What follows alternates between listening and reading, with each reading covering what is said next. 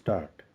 Mr. Deputy Chairman, sir, I beg to move that the bill to give effect to the financial proposals of the central government for the financial year 2010-11 as passed by Lok Sabha be taken into consideration. Sir, the finance bill was introduced on 26th February 2010 when I presented the budget proposals in the other house, and subsequently I laid the papers on the table of this house. The budgetary exercise is a long drawn process, and with the proposal of this item, the almost 9 week long budgetary exercise will come to an end. I would not like to make a long speech about the various features of the finance bill, but I would like to bring to your notice certain aspects which are important and relevant.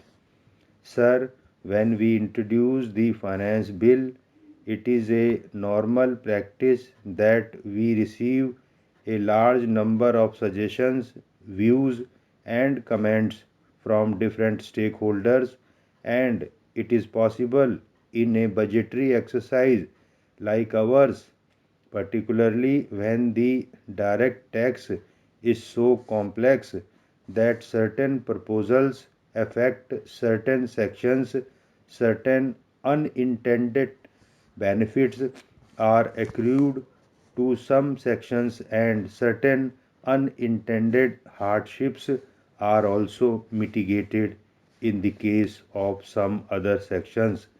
Therefore, the time which we utilize between the presentation of the budget and the introduction of the finance bill, and when this is finally disposed of in that house, we receive various representations, suggestions, comments, etc., and we consider them deeply.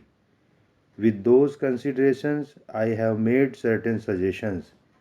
The honorable members would find that there are differences in certain sections and certain areas. In the fitness of things, I should explain to this house why I have introduced those and why I am suggesting them to be considered by this house, both in the direct taxes and in the indirect taxes. There have been certain changes. After that, I would like to respond to the honorable members about the general state of economy, the subsequent developments and its impact on the budget, and how do we look at the outcome for the year under review.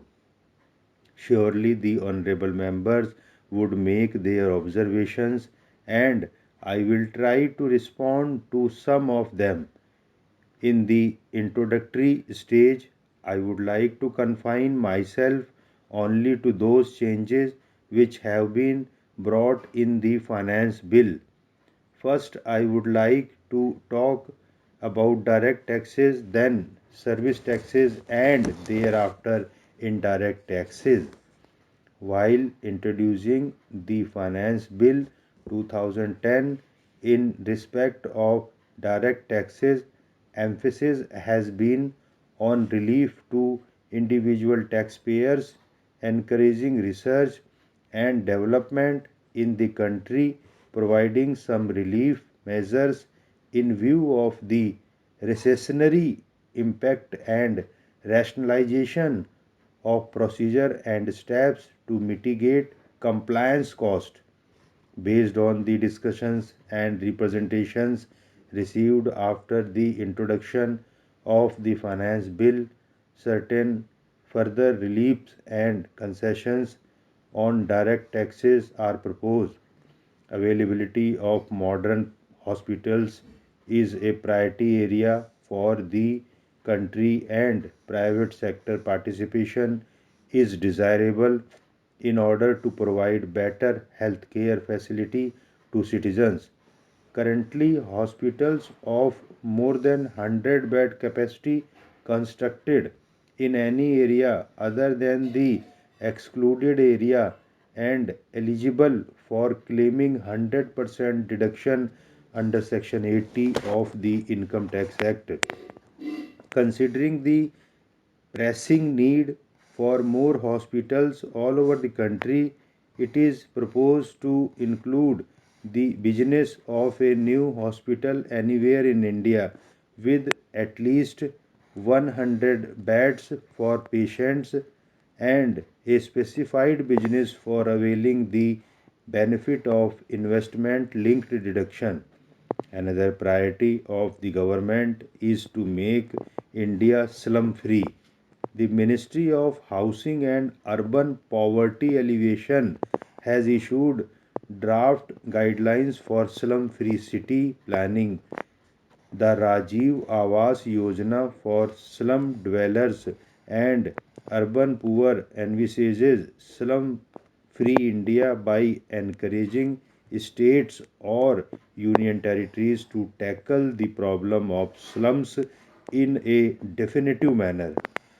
For this purpose, it is proposed to also include the business of developing and building a housing project under a scheme for slum redevelopment or rehabilitation framed by the central government or a state government as a specified business for availing the benefit of investment linked deduction. Mr. Vice Chairman, sir, ever since I proposed imposition of service tax on international and domestic air passengers in this budget this year, I have received a number of representations expressing concern that this levy would adversely affect the civil aviation sector and would make air travel expensive.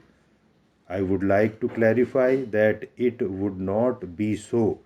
The effective nets of levy when they come into effect would be a maximum of rupees 100 per travel for domestic journey in any class and a maximum of rupees 500 per travel for international journey by economy class.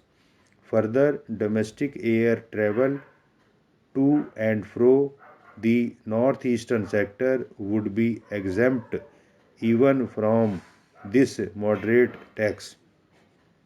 Then the construction sector has also for a review of changes in the service tax law proposed in the year's budget. Several suggestions have been made by the trade association.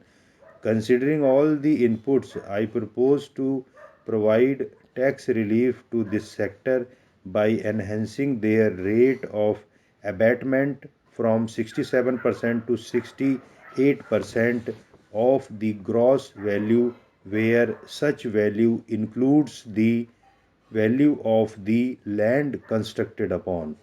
Certain procedural bottlenecks relating to the completion certificate prescribed in the law would also be simplified with a view to give thrust to the low cost housing schemes for the urban poor.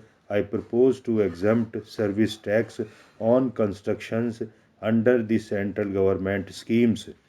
The above changes relating to construction sector would be effective from a notified date after enactment of the Finance Bill 2010. I have also received suggestions that the present service tax exemption available to the vocational training institutes should also be extended to other training institutes which come under the Ministry of Labour, as this initiative intends to generate employment to the rural and urban poor, school dropouts, and semi skilled laborers.